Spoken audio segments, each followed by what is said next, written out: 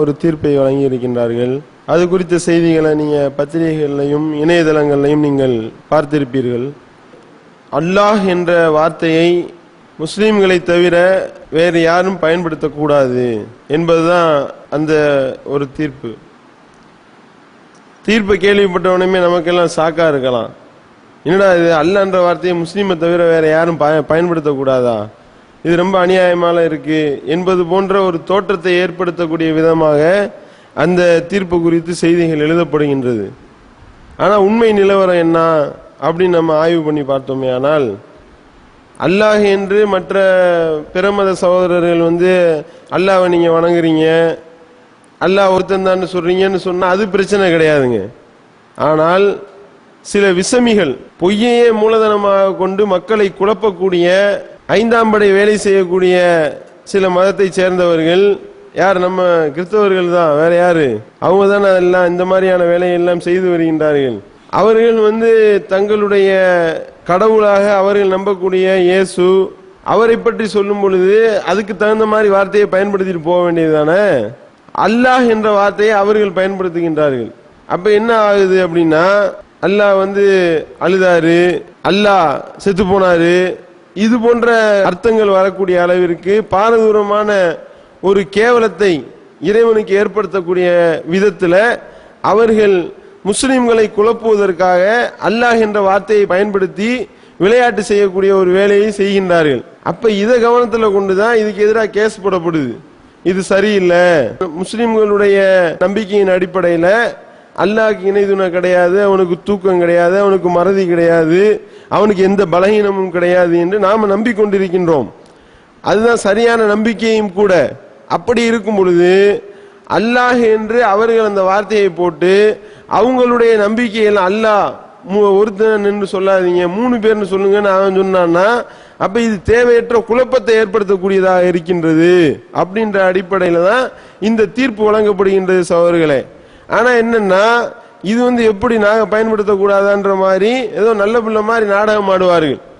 ஆனா அவர்களுடைய நிலைமை என்னவா இருக்கின்றது பார்க்கின்றோமா இல்லையா? மக்களை ஏமாத்துறதுல, குழப்புறதுல, நம்ப வைத்து ஏமாற்றுவதில் இவர்களை மிஞ்சுறதுக்கு ஆள் கிடையாது. நயவஞ்சக வேடம் போடுவதில் இவர்களை மாதிரி வேற யாரும் வேடம் போட முடியாது. பார்த்தோமா இல்லையா? இந்த மதுரவையல் போன்ற பகுதிகளில் ஒரு காலண்டரை இலவசமா முஸ்லிம்களுடைய வீடுகளில் விநியோகிக்கிறோன்னு சொல்லி இஸ்லாமிய காலண்டர்னு சொல்லி விநியோகம் பண்றாங்க. விநியோகம் பண்றது கிறிஸ்தவ பாதிரிகள், கிறிஸ்தவ போதகர்கள். அப்போ அந்த ஒரு காலண்டரை கொண்டு தலைமையில கொண்டு கொடுக்குறாங்க. இந்த மாதிரி ஒரு காலண்டரை கொடுத்துட்டு போனாங்க அப்படின்ட்டு. என்ன அப்படின்னு பார்த்தா, எல்லாம் பைபிள் வசனங்களை அப்படியே அரபில உல்டா பண்ணி அரபிலேயே அந்த பைபிள் வசனங்கள் எழுதப்பட்டு இருக்கின்றது. முஸ்லீம் வீடுகளில் குரான் வசனம் அப்படின்னு சொல்லிட்டு விளங்காத முஸ்லீம்கள் வாங்கி மாட்டுவாங்களா இல்லையா? அதுல ஒரு அற்ப சந்தோஷம்.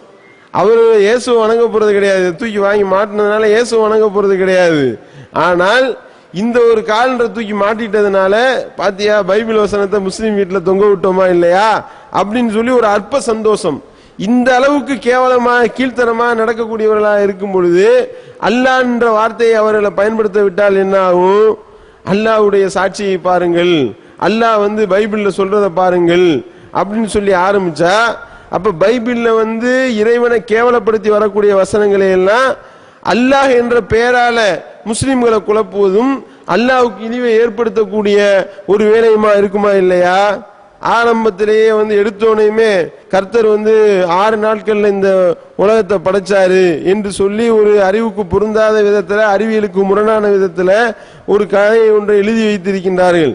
6 நாள் சிரமப்பட்டு படைச்சிட்டு 7வது நாள் கர்த்தர் என்ன பண்ணாராம்? ரொம்ப டயர்ட் ஆகி போச்சு, ஓய்வு எடுத்தாரு. அதுதான் ஓய்வு நாள்னு சொல்றீங்களா இல்லையா? அப்ப அல்லாஹ் ஓய்வு எடுத்தாரு அப்படின்ற ஒரு அர்த்தம் வரும். அப்ப இது என்ன ஆகும்? பாரதூரமான இதுல கொண்டு போய் விடும். ஆனா அல்லாஹ் தன்னுடைய பற்றி என்ன சொல்லி காட்டுறான்? லா தஹுதுஹு சினதும் வலா நௌம். அல்லாஹ்விற்கு சிறு தூக்கமோ பெருந்தூக்கமோ அவனை பீடிக்காது, அவன் என்றென்றும் நிலைத்திருப்பவன் அப்படின்னும் பொழுது நேர்முரணாகுதா இல்லையா? அதே மாதிரி கர்த்தர் என்ன பண்ணாரு? யாக்கோப் என்றோட சண்டை போடும் பொழுது அந்த யாக்கோப் என்பவன் பயங்கரமா பெரிய வீரனா இருந்தான், அவனை வீழ்த்த முடியல கர்த்தரால. அப்ப என்ன பண்றாரு? மல்யுத்தம் போடும் பொழுது ரெஸ்லின் போட்டாராம் கர்த்தர். பாருங்க, இந்த இடத்துல அல்லாஹ்னு கொண்டு போய் வச்சா என்ன ஆகும்? அப்ப அவனை வீழ்த்த முடியாதுன்னு பார்க்கும் பொழுது அப்ப அவனுடைய மர்ம உரிப்பை பிடிச்சு அமுக்குனாரு, எழுதி வைத்திருக்கின்றார் ஆதியாகமத்தில் வரக்கூடிய செய்தி. அப்போ அல்லாஹ் இந்த மாதிரி செஞ்சான்ற ஒரு அர்த்தத்தை இவர்கள் உண்டு பண்ணினார்களே, ஆனால் அப்ப நிலைமை என்ன? கொஞ்சம் யோசனை பண்ணணுமா இல்லையா? அதே மாதிரி கர்த்தர் விசனப்பட்டாரு, வேதனைப்பட்டாரு அப்படின்ற மாதிரியான அர்த்தங்கள் எல்லாம் அல்லாஹ் என்ற வார்த்தையை போடும் பொழுது பைபிள்ல இப்படி கேவலப்படுத்துறது இவங்க சர்வசாதாரணமாக வைத்திருக்கின்றார்கள். கர்த்தரே சொல்ற மாதிரி, நான் இதன் நிமித்தம் நான் ஆந்தையை போல அலறுவேன், நரிய போல ஊழையிடுவேன், அம்மனமா ஓடுவேன் அப்படின்னு சொல்லி கர்த்தர் சொல்றதாக எழுதி வைத்திருக்கின்றார்கள். அப்ப அல்லாஹ் இந்த வேலையெல்லாம் செஞ்சான்ற மாதிரியான அர்த்தத்திற்கு தள்ளுவதற்காக அல்லாஹ்வை பற்றி முஸ்லிம்கள் ஒரு நம்பிக்கை வைத்திருக்கிறோமா இல்லையா? அந்த நம்பிக்கையை சீர்குலைக்கும் விதமாக இவர்கள் செய்த இந்த வேலைக்கு மரண அடி இந்த தீர்ப்பின் வாயிலாக கொடுக்கப்பட்டிருக்கின்றது. இதை சிலர் விளங்காம என்ன செய்யறாங்க, அவர்களே என்ன இது இந்த மாதிரி ரொம்ப குறுகலான புத்தியோட இருக்கீங்க நீங்க முஸ்லிம்கள். யாரு குறுகல் புத்தியில இருக்கிறா? இறைவனை பற்றி இப்படி கேவலப்படுத்துற நீங்க குறுகல் புத்தியில இருக்கீங்களா? இறைவனை கண்ணியப்படுத்த வேண்டிய முறையில கண்ணியப்படுத்துற நாங்க குறுகல் புத்தியில இருக்கிறோமா? விளக்கம் சொல்லணுமா இல்லையா? அப்ப இந்த மாதிரி இறைவனுடைய விஷயத்துல விளையாட்டு பண்ற வேலையெல்லாம் வேணாம். இறைவனை சரியான முறையில நம்புங்க அப்படின்ற அடிப்படையில, அல்லாஹ்வை கண்ணியப்படுத்த வேண்டிய விதத்துல கண்ணியப்படுத்தணும் அடிப்படையில இந்த ஒரு அழகான தீர்ப்பு வழங்கப்பட்டிருக்கின்றது. இதுல என்னன்னா சவால் வேலை. எப்படி அந்த ஒரு குரூப்போட விவாதம் பண்ணோம்ல, என்ன அந்த பாதிரிமார்கள் அந்த போதகர்கள் வைக்கக்கூடிய வாதம் என்ன தெரியுமா? எங்களுடைய யெகோவா தேவன் இருக்கிறாரே, அவர் சாப்பிடுவாரு, உங்க அல்லாஹ்வால சாப்பிட முடியுமா? கேள்வி கேட்கிறாங்க பாரு, எந்த அளவுக்கு இவங்க விவரமா இருக்கிறாங்கன்றதற்கு இந்த மாதிரி இது ஒரு பெரிய உதாரணங்க. எங்க யெகோவா தேவன் சாப்பிடுவாரு, உங்க அல்லாஹ்வால சாப்பிட முடியுமா? அப்ப சாப்பிடுறது தூங்குறது, எங்க கடவுள் செத்து போயிட்டாரு, உங்க கடவுளால சாவ முடியுமா? இப்படி கேள்வி கேட்கிறாய். அதாவது ஒரு பாதிரியாரோட விவாதம் பண்றதுக்கு ஏற்பாடு பண்றோம். நம்ம தரப்புல இருந்து 2 பேர் விவாதிக்க தயாரா இருக்கிறாங்கன்னு அந்த பாதிரியார்கிட்ட சொல்லப்படுகின்றது, அந்த டேனியல் என்ற பாதிரியார்கிட்ட. உடனே அந்த பாதிரியார், முஸ்லீம்களா அவங்களோட நாங்க பேச மாட்டோம் அப்படின்றாரு. ஏங்க பேச மாட்டீங்க அப்படின்னு கேட்டா, அவங்க கடவுள் சாவாம உயிரோட இருக்கிறாருன்னு சொல்றாங்க, அதனால அவங்களோட நாங்க பேச மாட்டோம். கடவுள் உயிரோட இருக்கிறாருன்னு சொல்றது கடவுளை கண்ணியப்படுத்துறதானங்க? இல்ல கடவுள் செத்து போயிட்டா நம்பினாதான் கடவுளை கண்ணியப்படுத்துற மாதிரி. ஏன் கடவுள் தான் 3 நாள் செத்து போனாரா இல்லையா?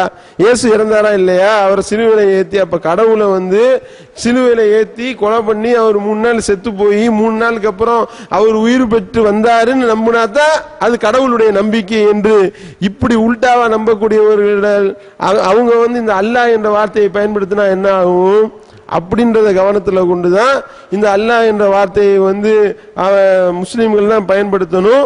நீங்க மத பிரச்சாரம் செய்யும் பொழுது அல்லாஹ் என்ற வார்த்தையை பயன்படுத்தக்கூடாது. நம்ம பயன்படுத்தினா ஒத்துக்குருவாங்களா? பிரம்மன் விஷ்ணு என்ன சொல்லுகிறார் தெரியுமா? என்னை மட்டுமே வணங்க சொல்லுகிறார்னு சொல்லி நம்ம அல்லாஹ் என்ற வர்ற இடத்துல பிரம்மன் விஷ்ணு என்ற வார்த்தையை போட்டா அவர்கள் ஒத்துக்கொள்வார்களா? அப்போ ஒரு வார்த்தையை நாம பயன்படுத்தக்கூடிய இடத்தை பொறுத்து அதனுடைய அர்த்தம் மாறுபடும். கசாப்பு கடையில் உட்கார்ந்துக்கிட்டு தலையை விட்டு அப்படின்னா அது வேற அர்த்தம். ஒரு கலவரத்தின் போது தலையை சீவு அப்படின்னா அது வேற அர்த்தம். அப்ப மொட்டையா கசாப்பு கடைக்காரன் தலையை வெட்டுன்றதுனால அது வேற ஒரு அர்த்தத்தை தரும் என்றால், இப்ப ஆட்டு தலையை வெட்டு, கோழி தலையை வெட்டு அப்படின்னு விலகிக் கொள்ள வேண்டும். விலகிக் கொள்வதாக இருந்தால் அதுக்கு தகுந்த மாதிரி விவரமா சொல்லணும், அப்பதான் புரியும். நீ மொட்டையா அந்த மாதிரி சொல்லாதப்பா, மக்களுக்கு குழப்பம் ஏற்படுது, விவரமா சொல்லுனா விவரமா தான் சொல்லணும். அப்ப கசாப்பு கடைக்காரன் ஒரு கூட்டமா கூடி இருக்கக்கூடிய நேரத்துல 10 தலை வெட்டி கொண்டு வந்திருக்கேன் அப்படின்னு சொன்னா என்ன ஆகும்? தெளிவா சொல்றா என்று சொல்வது என்ன என்னைய இப்படி தடை போடுறீங்கன்னு அவன் சொல்ல முடியுமா? அப்ப சொல்லக்கூடிய வாசகங்கள் சொல்லக்கூடிய இடத்தை பொறுத்தும் சொல்லக்கூடிய ஆளை பொறுத்தும் மாறுபடும். அப்படின்ற அடிப்படையில ரத்தம் குடிக்கிறதுனா, மோடி ரத்தம் குடிக்கிறதுனா வேற, இங்க உள்ள ஆள் ரத்தம் குடிக்கிறதுனா வேற அப்படின்னு விளங்கி வச்சிருக்கிறாங்களா இல்லையா? அந்த மாதிரியாக நாம இந்த அடிப்படை விளங்கிக் கொள்வோமே, ஆனால் இந்த தீர்ப்பினுடைய முக்கியத்துவத்தை நாம விளங்கிக் கொள்ளலாம். இந்த மாதிரி மக்களை குழப்பக்கூடிய கிறிஸ்தவர்கள் அப்படி பல வேலைகளை செய்து கொண்டிருக்கின்றார்கள். குர்ஆன் கூறும் சாட்சின்னு சொல்லி இவன் நோட்டீஸ் அடிச்சு அவன் ஒரு முஸ்லீம் மாதிரியே போட்டு அல்லாஹ் என்ன சொல்கிறார் தெரியுமா, இந்த மாதிரியான வேலையெல்லாம் செய்து வருகின்றார்கள். அப்படிப்பட்ட ஆள்கள் இந்த தமிழகத்திலையும் சில பகுதிகளில் செய்யறதா நமக்கு செய்திகள் வருகின்றது. இது போன்ற ஆட்கள் மாட்டினாங்கன்னா உடனடியாக தமிழ்நாடு தௌஹீத் ஜமாஅத்தினுடைய தலைமையகத்தை தொடர்பு கொண்டாங்கன்னா அவங்கள சரியான முறையில் தக்க முறையில் நாம சந்திப்போம் என்பதையும் இதன் வாயிலாக செய்தியாக கூறி நிறைவு செய்கின்றேன். வாயிதவானா அல்ஹம்துலில்லாஹி ரப்பில் ஆலமீன்.